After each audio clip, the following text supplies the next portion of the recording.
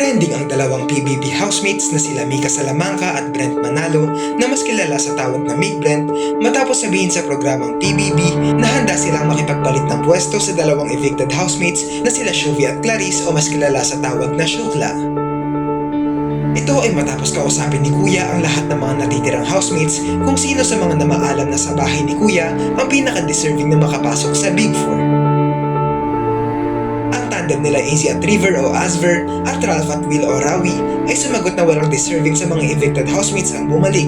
Habang ang tandem nila Dustin at Bianca o Dustby at Charlie at Esnir o Chares ay isa lang ang sinagot. At tulad ng Mick Brent, ang tambalang Shukla rin ang gusto nilang mapasama sa Big Four.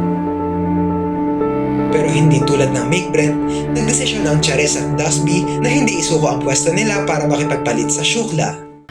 Yung total top of mind ko talaga is I'm not gonna give my spot up because it was already given to me. I already came back in and I'm not gonna give it up for someone else. That's all we have, papakawalan po mo ng tuntun. Layo-layo yung narating natin. Ngayon pa. Sige, kung ma-evict tayo, matatanggap ko pa yun. Pero kung aalis na ako, sasayangin ko lang yung 4 na beses na siniba ko ng tao. Hindi ko gagawin. Ayon kay Mika, hindi magiging healthy ang bahay ni Kuya maging ang pakikitungo nila sa isa't isa kung wala si Clarice. Dagdag pa ni Brent, pinaghirapan nilang makatungtong sa pwesto nila, pero titulo lang ang pagiging big winner at pagiging parte ng Big Four. Para sa akin, hindi naman sa mas deserve nila yung spot. Diba yung kinonsider ko talaga nung na-evict sila. Gusto ko talagang ibigay yung spot ko kay Ate lang.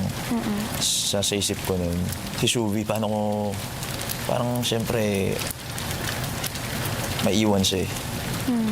Kung bibigay mo kay Ate lang, ibibigay ko kay Shuvi. So hindi mo kailangan isipin kung paano si Shuvi kasi ibibigay ko din siya kay Shuvi.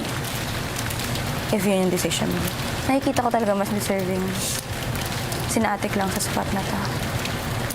Ang laki ng pinasan niya na responsibility na hindi niya sinare sa akin, talagang inako niya lahat. Bahay na to hindi magiging ganito ka-healthy. Kahit yung relationship nating lahat, to be honest, hindi magiging ganito ka-healthy kundi dahil kay Ate lang. Bahay na to hindi magiging ganito ka-healthy.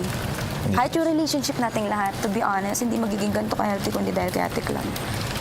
Ano ko lang dito, magkaroon tayo ng final duo. Tapos makaabot tayo sa gantong sitwasyon na sobrang haba na. Dami na natin pinagdaanan sa bahay, okay na. Pero pinaghirapan din natin. Pero it's just a title, bro. It's nice being duos with you. It's nice being duos with you. Thank you, Lord. Thank you, Lord. Dahil nga sa desisyon nilang ito, maraming mga netizens ang nagulat sa sinabi nila at humanga dahil kaya nilang magsakripisyo para sa pangarap ng iba.